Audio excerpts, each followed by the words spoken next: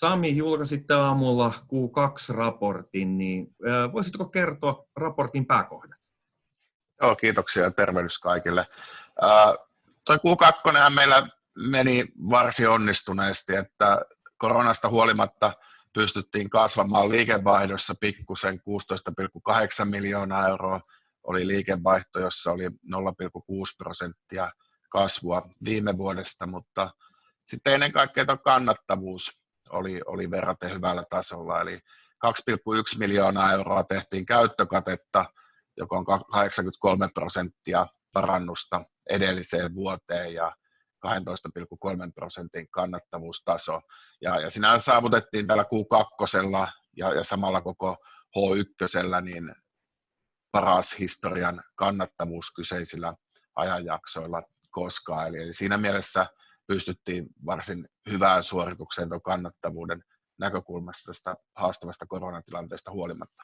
Myös tilauskanta kehittyi positiivisesti, 56,9 miljoonaa euroa oli tilauskannan arvo, jossa vuoden takaisen 29% kasvu. Eli sinänsä varsin mallikas Q2 ja ehkä meni pikkusen paremmin kuin osattiin odottaa.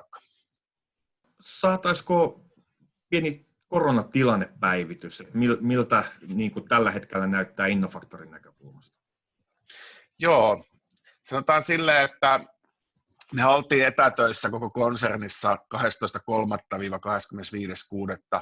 välinen aika, ja tämä etätyöjakso meni varsin mallikkaasti, että ihmisten tuottavuus jopa ehkä osin nousi tänä aikana, että se oli vähemmän sairauspoissaoloja ja niin edelleen, ja asiakkaita kyllä pystyttiin etänä varsin mallikkaasti palvelemaan, ja oikeastaan kaikki asiat saatiin tehtyä. Toki sitten koronalla oli niin kuin vaikutuksia tähän ajanjaksoon, ja varsinkin Suomen ulkopuolella, Ruotsissa, Norjassa ja Tanskassa ei pystytty liikevaihdon osalta semmoisiin suorituksiin, mitä olisi haluttu, että siinä mielessä kyllä niin kuin haasteitakin on ollut.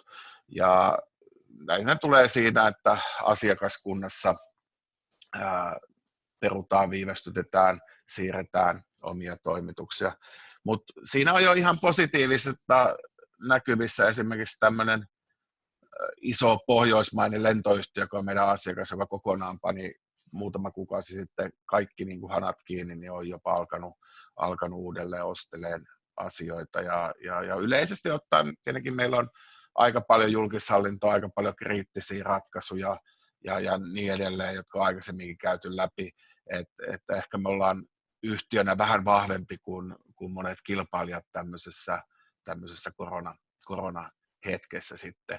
Ja toisaalta kyllähän tämä digiloikka, mikä tässä koronassa on tullut, niin uskotaan, että se avaa myös uudenlaisia niin kuin mahdollisuuksia koronan toista aaltoa vastaan. Esimerkiksi tämä moderni digitaalinen organisaatio, joka me tehdään, niin on varmasti semmoinen avainasia, millä asiakkaat sitten pystyy paremmin selviämään mahdollisesta koronan toisesta aallosta ja tulevaisuudesta muutenkin.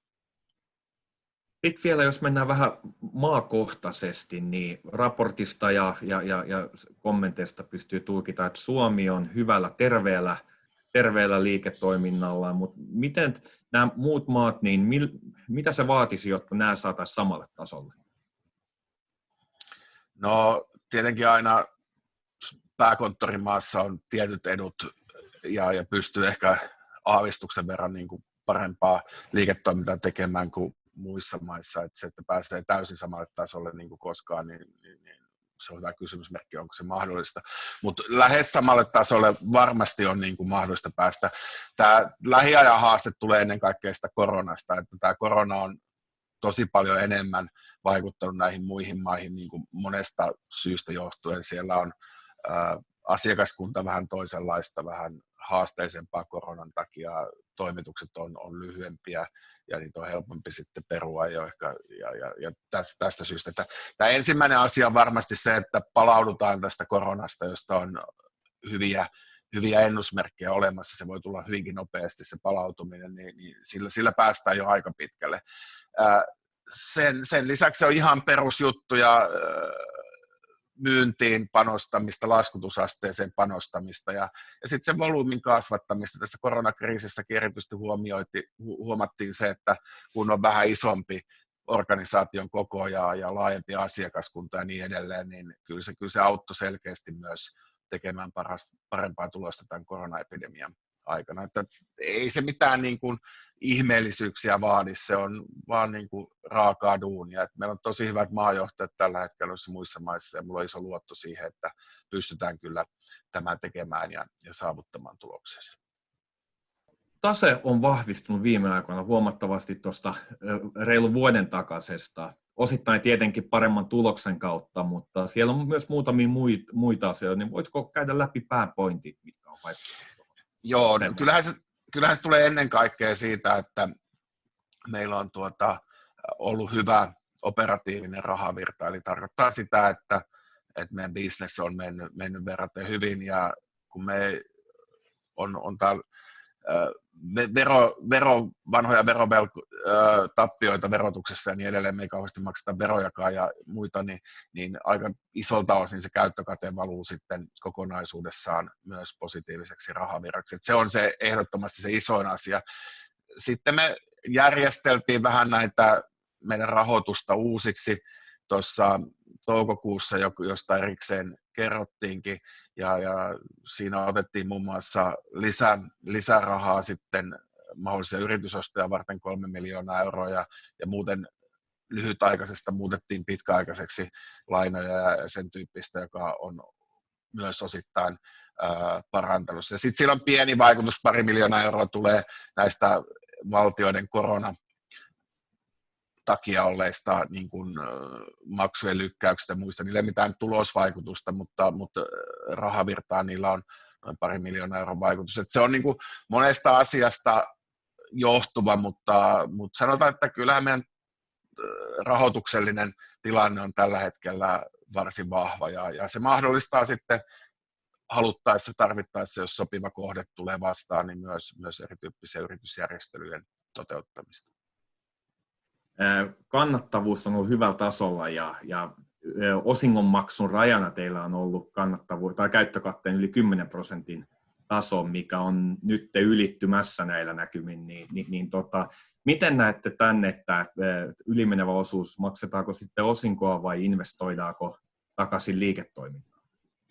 No, tällä hetkellä meillä on se osingonmaksupolitiikka, että se ylimenevä osuus maksettaisiin sitten lähtökohtaisesti osinkona. Ja toki me tuossa strategiakaudella varmaan tarkastellaan ylipäänsä tätä osingonmaksuvalmiuksia ja niin edelleen, mutta onhan se ihan mahdollista, että sitten on edellytyksiä myös osingon maksamiselle, joko sen nykyisen osingonmaksupolitiikan puitteissa tai sitten jos sitä muutetaan myös jollakin tavalla, niin tämmöisen uudenkin osingonmaksupolitiikan puitteissa, mutta tosiaan sitten tiedotetaan erikseen tuossa kesän jälkeen, jos tähän tehdään tähän osingonmaksupolitiikkaan jonkinlaisia muutoksia. Mutta tokihan se olisi erittäin positiivista ja hieno asia, jos pystyttäisiin Innofactorissakin osinkoja maksaa, että toivottavasti tämä olisi mahdollista mahdollisimman pian.